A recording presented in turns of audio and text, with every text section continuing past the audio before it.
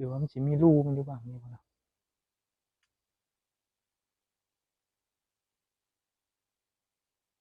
โอ้บ่ใหญ่บ่ใหญ่หางมันแล้วแหมเช็ดทุกคนสบายดีทุกคนมาพบกับเบายาอีกตามเคยเนาะวันนี้เบายาจะพาทุกคนมาหาการป่าเนาะมาเลาะเบิ่งป่าเพราะว่าเห็นงานเว้นนี้มาดูป่าในคลองมันเห็นปลาขึ้นอยู่เนาะเลยว่าสิพาทุกคนมาการเบิ่งว่ามันสิได้หรือบ่ได้เนาะไปตามเบายาไปเบิ่งเลยเนาะบ่ได้เข้ามาแล้วเนาะก็อย่าลืมกดไลค์กดแชร์กดถูกใจเนาะตรงของเบายาเนี่ยไปนี่แหละเอาสมวกมาวันนี้เนาะสมวก บ่าวยายเห็นแบบน้ำใสดีเนี่ยนะก็เห็นปลาซิวขึ้นหลายบ่าวยาคิดว่าปลาใหญ่น่าจะขึ้นบ่าวยาเลยมาเลาะเบิ่งเนาะจักสิได้บ่ได้มาลุ้นมาเบิ่งกันเนาะไปไปกันเลยเนาะนี่เนาะน้ำก็เลยขุ่นเนาะบ่คือมาจะเบิ่งยามเว้นมาเบิ่งน้ำเว้นใช้ๆเนาะ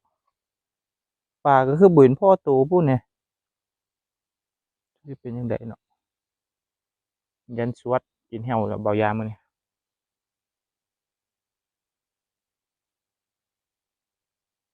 ปลาตัวหนึงก็บ่พอ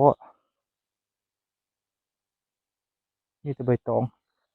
มันก็น่าสิมีปลาอยู่แหล้วเนาะแต่ว่าใบตองหลายเลยสิบ่เห็นมันเนาะ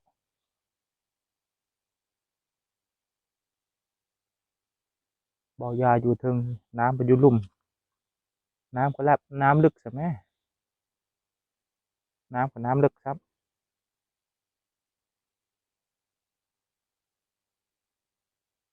กันลงกับเพียงเอวแต่บ่ได้เนาะทุกคนอยู่เทิงมันบ่เห็นเนาะลงมาลุยเลยเนาะเลิกกระยามาลุยน้ำไปเลยเมื่อกี้เห็นปลาตองน้อยตัวหนึ่งเนาะซ้ำทรงดิ้วนี่แหละแต่ซักมันไม่ทันมันไปกันเนาะน้ำก็เลิกโอ้เพียงของเขาเนาะไปลองเบิ่งลงมาลุยเลยบัดเนี่ยสิพอให้จักตัวอยู่บ่ละ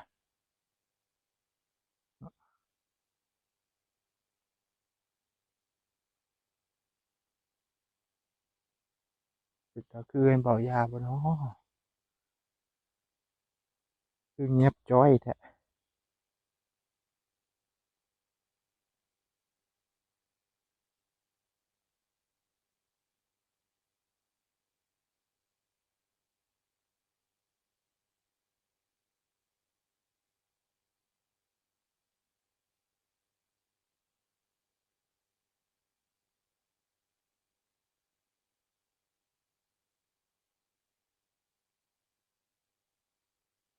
น้ำใสคักขนาดนั้นทุกคนเนาะน้ำใสเห็นว่าพื้นขนาดน้ำลึกสงสัยมันใสเกินมันเลยบ่มีปลาเนาะ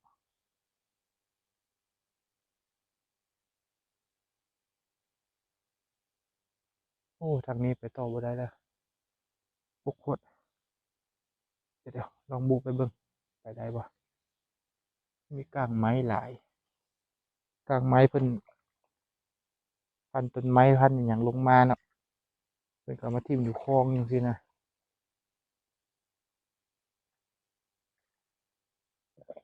โอ้6คนมีแต่ต้นกล้วยไปบ่ได้เนาะทุกคนไปข้างหน้าบ่ได้มันหกกลับคืนเนาะกลับคืนไปเบิ่งทางเก่าที่ลงมาแรกๆการมาแตะไกลแหละทุกคนบ่พออิหยังพอโตเลยปลาตัวเดียวก็บ่พอเนาะไปรอเบิ่งอีกจักคราวคันมันบ่มีบ่ยากก็สิได้กลับถ้ามันบ่คือก็ดิเนาะเราไปเบิ่งก่อนโอ้เห็นอยู่ลึกๆเนาะก็บ่มีปัญญาเอามันแหล้ว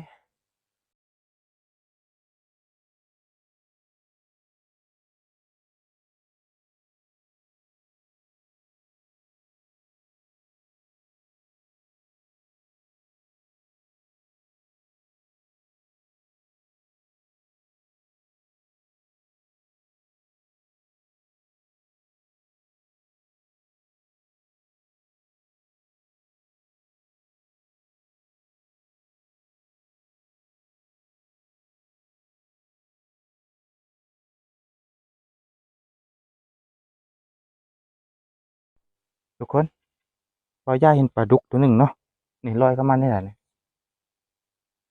จะหายไปไหนแล้วเดี๋ยวบ่าวย่าตั้งกล้องกันแป๊บหนึงเนาะเดี๋ยวสิหาเอาสมอกเกี่ยหาเนาะว่ามันสิไปแบบใดมันหมุนไปที่ตุ่มนะ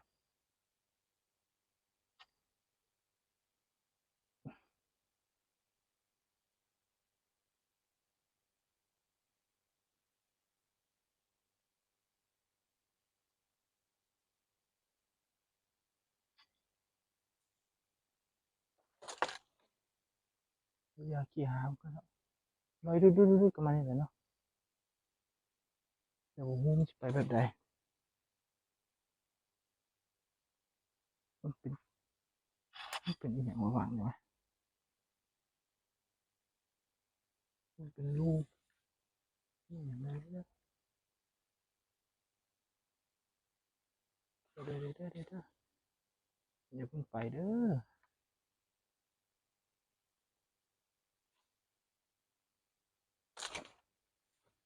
มันสิไปแบบใดเนาะบ่เห็นเนาะติ่งแห้งบ่ได้ยันไปไวลงไปกับพุ่นเดี๋ยวน้ำขุ่นอีกเนาะเดี๋ยวว่ามันสิมีรูมันอยู่บ้างนี่บ่เนาะ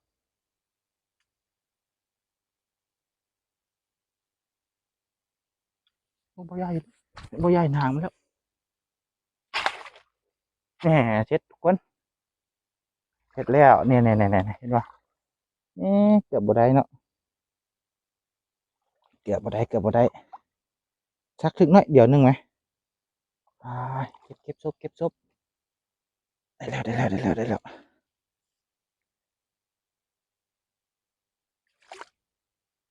เนี่ยทุกคน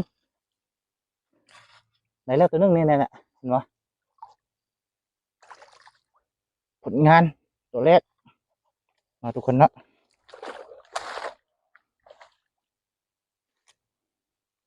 เนี่ยทุกคนได้ตัวหนึ่งอู้ตัวใหญ่คักอยู่เนาะมาใส่ถุงยามกันเลยบาทเนี่ยตกใจเบิดขึ้นว่ายันเกือบบ่ย่ายันบ่ได้นะยันไปก่อนอ่ามาเลยตัวหนึ่งแล้วมาแล้วมันเดี๋ยวนะทุกคนเนาะได้ตัวหนึ่งแล้วไปลุยกันต่อบันเนี่ยลุยกันต่อเนาะก่อนสิกลับเมื่อบนการก็มีบ่หลายเนาะก็เวียนไปเวียนมานี่แหละข้ามไปพังทั้งสวนเพิ่นกับบ่ได้เดี๋ยวจะน้อยเพิ่นสิว่าไปขโมยของเพิ่นเนาะกะการได้แต่อยู่น้ำฝั่งของส่วนนายจ้างของเบาหยาเองนี่แหละเนาะเลาะลงอีกจะเข้าก็จะได้กลับถ้ามันบ่มีเนาะ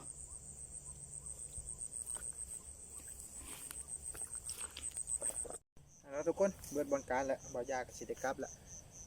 ถือว่ามื้อนี้ก็ได้อยู่เนาะแต้มหนึ่งเนาะได้ปลาดุกอยู่แต้มหนึ่งเนาะเอาไว้ป่นมื้ออื่นเช้าอยู่เนาะฝากไว้เนาะผู้ใดเข้ามาแล้วก็อย่าลืมกดไลค์กดแชร์กดติดตามช่องของเบาหยาเนี่ยเนาะเอาไว้พบกันใหม่คลิปหน้าเนาะเบาหยาสิพาทุกคนไปเฮ็ดอีกอย่างเดี๋ยวสิถ่ายคลิปใหม่คลิปนี้ก็ฝากไว้สำเนียงเนาะเอาไว้เจอกันคลิปหน้าบาย